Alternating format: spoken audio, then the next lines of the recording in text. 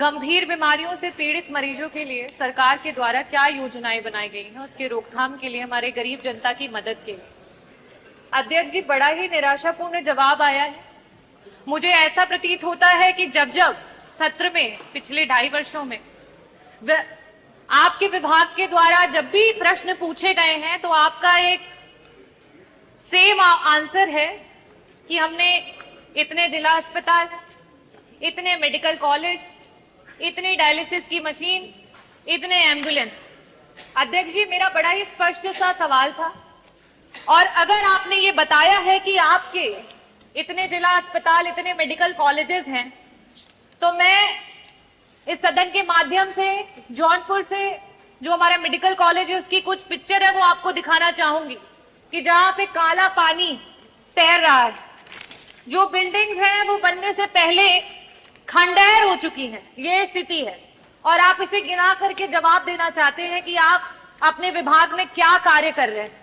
मैं ये टेबल कर दूंगी अध्यक्ष जी, ताकि ये मंत्री जी के पास जो असली पिक्चर्स है वो पहुंचे और उन्हें पता चले कि जो बार बार आप ये कहते हैं कि हमने मेडिकल कॉलेजेस बना दिए, जिला अस्पताल बना दिए, उन जिला अस्पतालों और मेडिकल कॉलेजेस की क्या स्थिति है। कुछ दिन पहले वहां के बच्चे धरना दे रहे थे, जिन्हें हम देश का भविष्य और आगे मेडिकल कॉलेजेस में एज ए डॉक्टर देखने वाले हैं।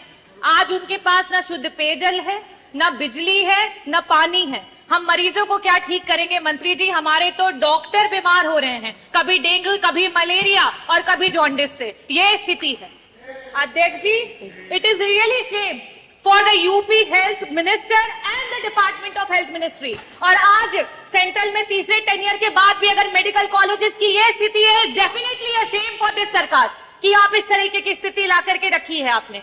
अध्यक्ष जी, जवाब में इन्हें ये देना चाहिए था कि गंभीर बीमारियों के लिए जो हमारे डॉक्टर्स होते हैं, चाहे वो पैलिएटिव मेडिसिन के डॉक्टर्स हो, चाहे आपके ऑन्को सर्जन्स हो, ऑन्कोलॉजिस्ट हो, गायनेकोलॉजिस्ट हो, न्यूरो एनेस्थीसिया डिपार्टमेंट के डॉक्टर्स हो, चाहे आपके कार्डियो सर्जन्स हो, सीटीवीएस के सर्जन्स हो, आपने कितने डॉक्टर्स को बढ़ा, कितने डॉक्टर्स को आपने बढ़ाया?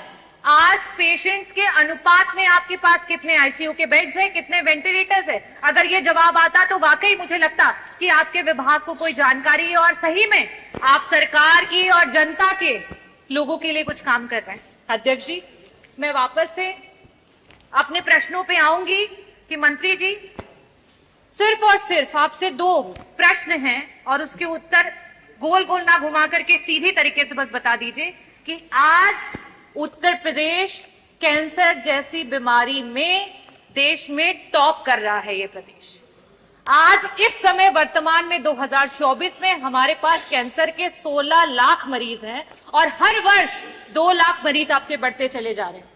और इन गरीब मरीजों के पास ना तो पैसा है इलाज कराने के लिए और ना अस्पतालों में बेड्स। इन परिस्थितियों में अगर वो मरीज किसी प्राइवेट अस्पताल में जाता है, बड़ा बड़ा एस्टिमेट मिलता है। क्या सरकार कैंसर के सारे उत्तर प्रदेश के मरीजों को उनका जो एस्टिमेट जहां से भी बन करके आता है उसका एक मुश्त में पैसा उपलब्ध कराएगी कि नहीं कराएगी?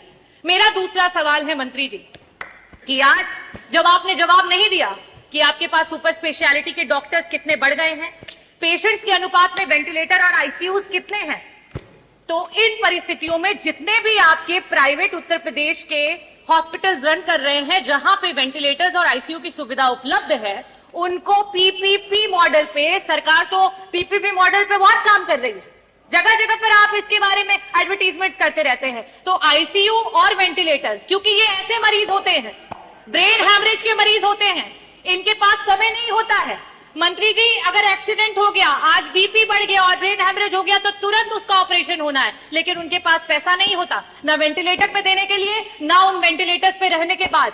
तो मैं आपसे ये अनुरोध करना चाहूंगी कि पीपीपी मॉडल पे जितने भी हमारे प्राइवेट हॉस्पिटल्स हैं उनको ऐड करते हुए हमारे मरीजों को मुफ्त में इलाज और समय पर इलाज दिलाने के लिए क्या सरकार काम करेगी? बहुत बहुत धन्यवाद।